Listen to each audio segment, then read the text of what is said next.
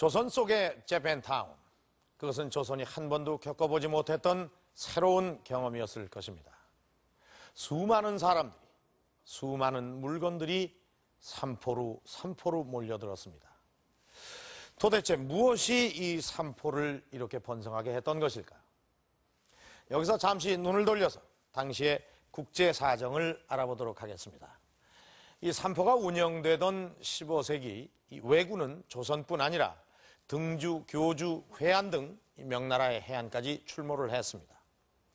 이 왜구의 피해를 줄이기 위해서 조선과 명나라는 일본 막부 정부 측에 이 왜구를 통제해달라고 요구를 했습니다. 그러나 일본은 조선이나 명처럼 이 국가 체제가 정비되기 전이었기 때문에 중앙의 통제력이 이 대마도와 같은 외곽 지역까지 미치지 않았던 것입니다. 이 왜구의 피해를 줄이기 위해서 명나라는 자국민을 바다로 나가지 못하게 했습니다. 그것을 해금 정책이라고 하는데 그것은 곧 왜구와의 통상을 막는 것이었습니다. 명나라에서의 활동이 위축된 왜구, 그들은 살기 좋은 조선으로 구름처럼 몰려들었습니다. 그리고는 무역량을 늘려달라, 또 한거 외인의 수를 늘려달라, 끊임없이 주문해대던 그들의 속사정은 바로 이런 것이었습니다. 그렇다면 이런 국제 정세 속에서 이 삼포를 개설해서 운영하고 있던 조선의 입장은 어떤 것이었을까요? 그저 몰려드는 왜구들을 받아들이기만 했던 것일까요? 여기에 대한 답은 결코 그렇지 않다입니다. 삼포를 개설해서 운영하고 있던 조선의 입장과 원칙이 무엇인지 알아보겠습니다.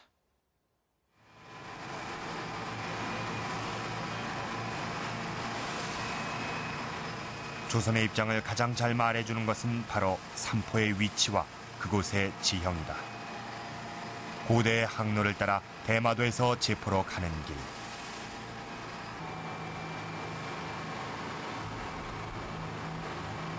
바다에서 먼저 만나게 되는 건 제포 앞의 섬 거제도다. 이곳엔 조선 수군의 중간 지도부인 만호가 있었다.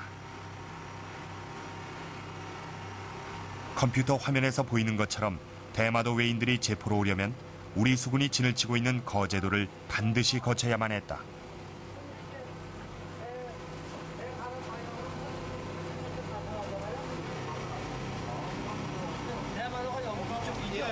대마도가 요 밑에 있으니까 그 당시 대마도 쪽에서 올라오면은 이 항로 쪽으로 이렇게 올라왔을 겁니다. 옛날에는. 외인들로서는 거제도를 무사 통과하고 나면 한시름을 놓는 셈이었다. 다음 일은 안전한 포구 제포를 찾는 것이었다. 그 길의 기준이 되는 것이 바로 저기 멀리 보이는 웅암이었다.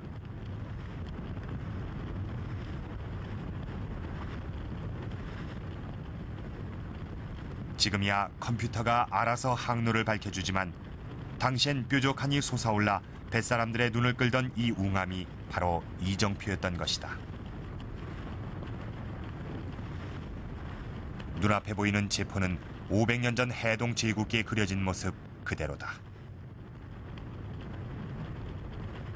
바다에서 바라본 제포는 항아리 모양을 하고 있다. 그쪽이 예. 수군 진성이 그렇죠. 있었던 거죠. 수군 진성이 제포 제포 0이 있었던 거죠. 0이 있었고 그다음에 그 삼풍울이 넘어서 지금 저 여관 있는데 웅신고개 아래로 오른쪽으론 외관과 외인촌이 있었고 왼쪽으론 경상우도 수군진이 있었다. 거제도에 있는 세 군데의 만호와 수군진을 선으로 연결하면 외인촌은 영락 없이 도관에 든 쥐신세가 된다. 제포의 지형은 그 안에 사는 외인에게 있어 한마디로 옴짝달싹 못할 감옥과 같은 것이었다.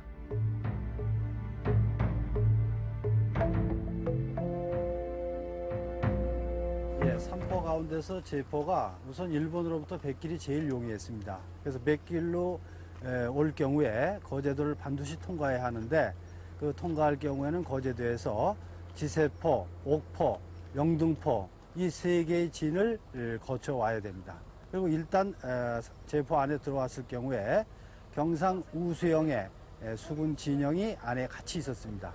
그리고 고개를 넘어서 내륙으로 들어갈 경우에는 웅천성이 또 있었죠. 그리고 이 지역이 보시는 바와 같이 완전히 산으로 둘러싸여 있습니다. 그래서 이 안에 살고 있는 외인들의 통제가 거의 완벽하게 가능했다. 그것입니다. 그래서 산포 가운데서 제포에 제일 많이 30포를 허가했던 것이 아닌가 이렇게 생각이 듭니다. 그 사정은 연포도 마찬가지였다. 지금의 울산 병영동의 병영성터엔 당시 경상좌도 병마절도사형이 설치돼 있었다. 이 자리가 바로 그 문이 있던 자리다. 병영동에서 바다 쪽으로 나가면 현대자동차의 야적장이 있다. 울산은 만 전체가 매립되어 원래 지형을 정확히 알아볼 길이 없지만 이곳이 당시의 연포 자리로 추정된다. 그리고 연포 건너편 개운포엔 수군진이 설치돼 있었다.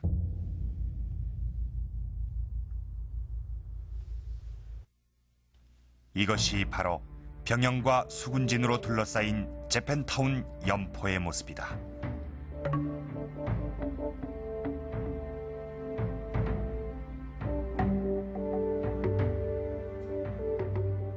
부산의 그 당시 중심지는 동래였다. 동래성엔 병영이 설치돼 있었다. 지금의 부산진엔 수군진이 있었고 바다 쪽으로 외관과 절, 그리고 민가들이 모여 있었다. 제포, 연포와 조건이 같았던 것이다.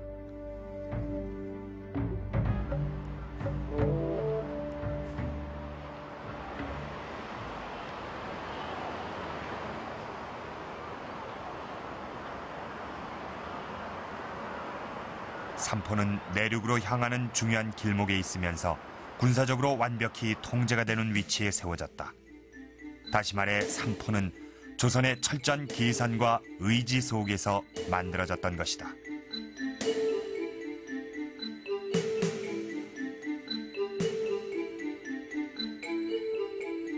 그 증거는 바닷속에서도 발견됐다.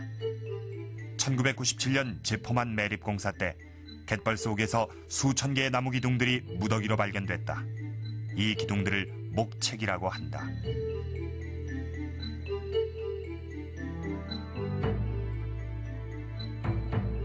삼포해란이 벌어지고 나서 조선 조정에서는 계속적인 그 남해안의 그 외구 침몰이 있을 것을 생각하고 이것을 사전에 방비하기 위한 그런 국방상의 문제라고 생각됩니다. 물론 이 제포만 당시 축조한 것이 아니고 기록에 의하면 인접한 앙골포성이라든지 부산 다대성이라든지 거제도 영등성 등 해안 진성에는 모두 이것을 설치해가지고 발견된 것들은 삼포해란 직후의 것이다.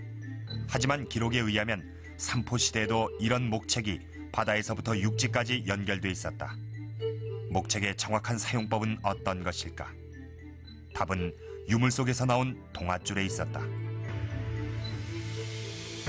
목책은 동아줄로 연결돼 갯벌에 꽂혀 있었는데 얕은 물에서 배를 막는 암초구시를 했다. 바닷물이 빠지면 몸을 드러내고 배 하나가 겨우 드나들 정도의 길을 터주었다. 그러니까